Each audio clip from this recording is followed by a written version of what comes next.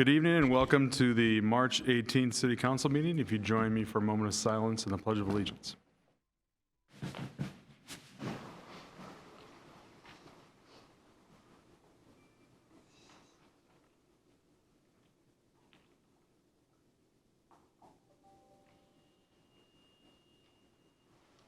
Pledge allegiance to the flag of the United States of America and to the republic for which it stands, one nation, under God, indivisible, with liberty and justice for all. Okay, Ms. Orlovsky, roll call, please. Michelle Volk. Here. Luke Hellier. John Bermel. Here. Dan Wolter. Here. Joshua Lee. Here. Okay, very good. Moving on to item number 3, citizens' comments. This is an opportunity for anyone to address the council for up to 3 minutes. Okay, seeing none, we'll move on to item number 4, additional agenda information. Mr. Miller. Thank you, Mayor and Council. At your desk is an item 6L. It's a resolution supporting retention of city zoning authority. Now I can go over that when we get to the consent agenda if you'd like. Very good. And then now we'll move on to item number 5, presentations. And I'll turn it over to our Fire Chief, Mike Meyer, to recognize a retiring firefighter.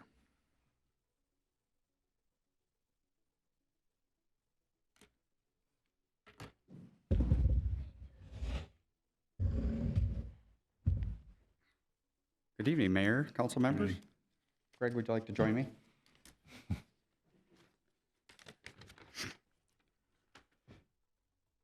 Tonight, we're recognizing Greg Stomas for his 36 years of service to the Lakeville Fire Department and our community. If you want to do your math real quick, but Greg started with the fire department in March of 1987 at Station 1. And he completed his career serving at Station 4,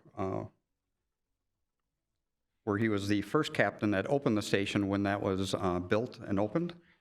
And kind of one of the legacies or pieces that when I became a lieutenant at Station 1, Greg was my captain. And then when he moved up to Station 4 to open that, I became the captain at Station 1. So he was one of my mentors coming through the department. Obviously, Greg held all the following positions: firefighter, engineer, lieutenant, and captain. We're very fortunate to have somebody like Greg who is so extremely dedicated, hardworking, yet tenacious all the time. You've been an inspiration to many firefighters on this department. Like I said, it's been my privilege to have the opportunity to work alongside Greg, who inspires not only firefighters, but us as chief officers on a daily basis. Greg, you are that firefighter that inspired all of us, and I want to express my personal appreciation for your achievement of this milestone. We've had I think only one other firefighter has had this many years on Lakeville Fire Department. Greg played a vital role in the development of many firefighters. The exact number may be unknown, but we do know the number of firefighters that were hired on the department during Greg's time. 259 firefighters have come through since he started and retired from the fire department. And he played a vital role in mentoring and training many of those firefighters. So thank you, Greg, for your friendship, your advice, your commitment and dedication to LFD and our community. Greg's career on the department would not be possible without the support of his wife, Brenda, and their family. So thank you to Brenda for 36 years of support, and we wish you and Greg many more years of enjoyment to spend with your family, uninterrupted by the fire pager. So if you didn't notice, we started tonight with a structure fire, so we have crews that are out in the county right now, and Greg's here, so we have a little short turnout, but one way to come out tonight. So, would you like to say a few things, Greg? Yeah. I guess I'd like to start off by thanking Mayor and City Council members for your support and this presentation here with the shadow box. I also want to thank all the firefighters that showed up, or that could. I know the rest of them would be here. Terry and Tori for their behind-the-scenes dedications. And Brenda, my other part of my family is supposed to be here, but they're caught in traffic, so. Oh, I'm sorry. You're here. I have my son, TJ, his 2 kids are grandchildren. We have 3. The daughter is in gymnastics. So I got Sully, he's the oldest, and Arch, and then his wife, Megan. I thank them for their support. Most important, though, I want to thank my wife, Brenda, for all her years of dedication with me, being on 36 years. I do appreciate it. For all you guys, I appreciate all your support too. It's an honor to serve the city of Lakeville. Do you want to tell us about your shadow box? Yes. I have, these are shields for the helmets. One's a captain, engineer, and firefighter. And this was my first badge, and the firefighter badge. Oh, these are right here, the newer one, and then engineer and captain. And then I have some accommodations here for various things. Very nice. And then this flag is actually from a flag that I flew in my yard. It's a red, thin red line, Cool. big red, blue line. And I also want to thank Jeff Schrofer for this outstanding shadow box and the work that he does with all the shadow boxes. Very nice. Thank you, Greg.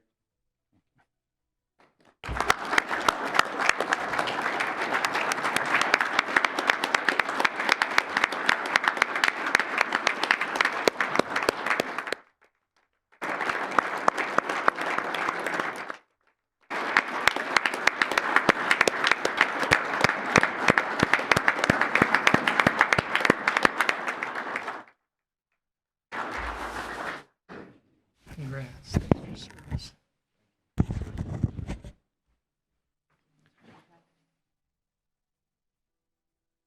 Well, in all those years, you only saw 2 Twins World Series while you were a firefighter, so. So student assembly since 1987.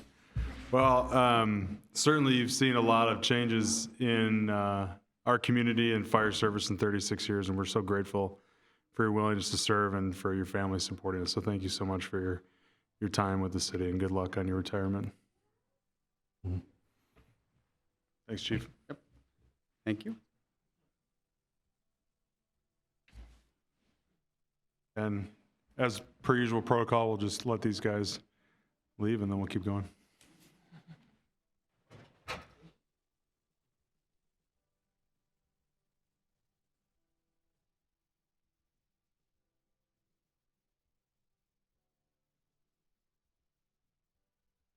All right, moving on to item number 6, the consent agenda.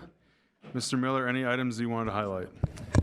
Thank you, Mayor. Just a few. Item 6E is a resolution approving the 2024 advisory board appointments. These is the culmination of a day full of interviews that you did, and we appreciate everybody who applied for our various boards and commissions this year.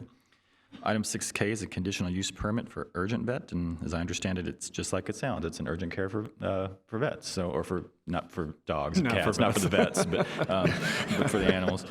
And then item 6L is the new item that I mentioned. It's a resolution supporting retention of city zoning authority. This is being requested by the League of Minnesota Cities that cities approve in response to some legislation that's being proposed this year at the state legislature, which would severely impact city zoning authority. Okay, very good. Council, any items that you want to discuss? Otherwise, I'll take a motion to approve the consent agenda. Move to approve the consent agenda. Okay, is there a second? Second. Okay, we have a second. Any further discussion about the consent agenda? Okay, if not, all those in favor say aye. Aye. Opposed? Consent agenda passes. Move on to item number 7, agreement with APX Construction Group for the park buildings at Avon Lee, and I will turn it over to our Parks Director, Mr. Hennon.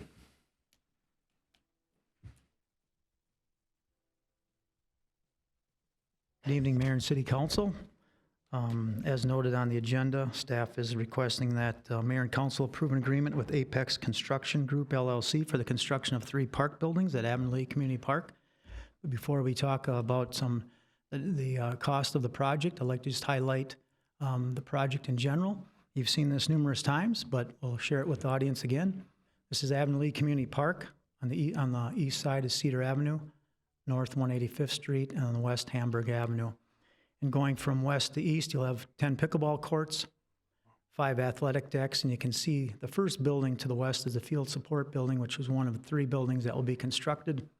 Then you get down to the playground area and the splash pad to the north. You'll have the main building, which we'll touch on here in a bit. And then as you progress to the east, you'll have the grandstand building. So the field support building, again, that's to the west. You can see it's an open-air shelter.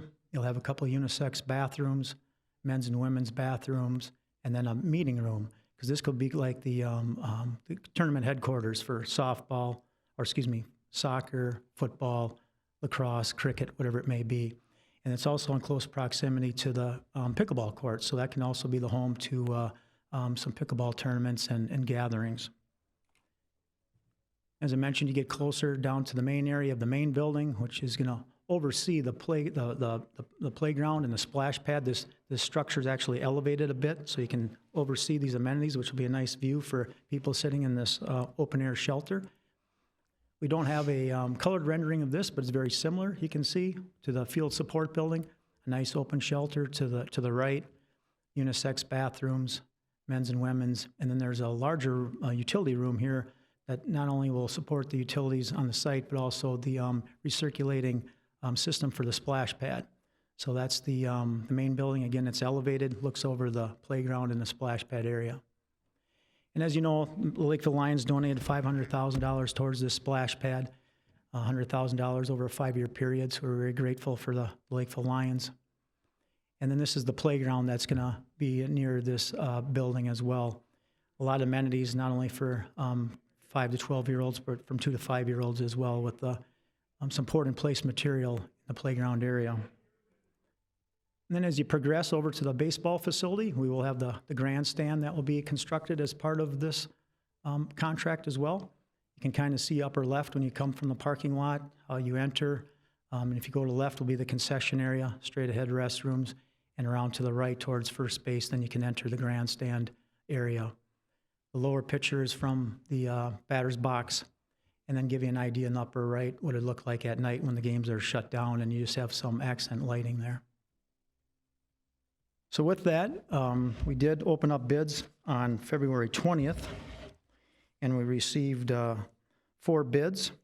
The bids range from a low of $5.3 million to a high of $6.8, and the architect's cost estimate on the project was about $6.5 million.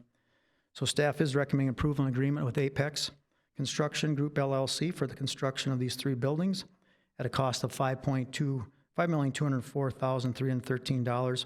And this does include selecting a couple alternates, 2 and 3, which are deducts from the base bid. And one alternate 2 is to eliminate some, or not construct at this time, some wash-type light fixtures underneath the open-air shelters. And then the second one, for a deduct or a reduction of about $144,000, is to install 8-inch block versus 4-inch block. I think it's going to still look very sharp, you know, the wall at the baseball complex and the walls at the open air shelters, but we felt 8-inch block would suffice and still look very nice. So tomorrow we're actually opening up the bids for the site work. That's actually a larger component than this, so we'll know more tomorrow on the final cost for all the of the project. And then from there, we can start looking at executing agreements for the playground, the splash pad with the mayor and council, probably in the meetings in April. So with that, I'll stand for any questions. Okay, council, any questions? My only question, oh, did you have a question?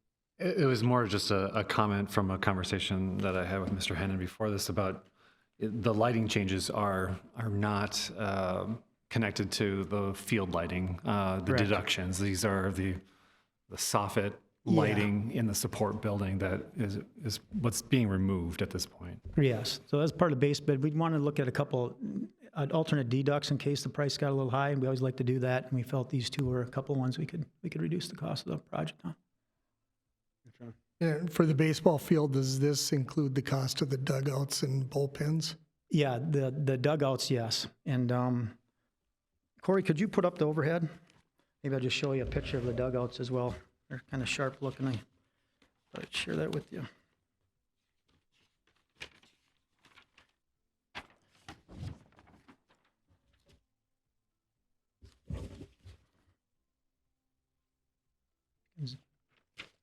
Turn that on, if you're able. But it does, includes the dugouts. There you can, get an idea of the brickwork, and that's why we'll have that 8-inch block all around the backstop. So yes, that does include the dugouts. Excellent. Questions? Okay, if not, I'll take a motion to approve the agreement. John?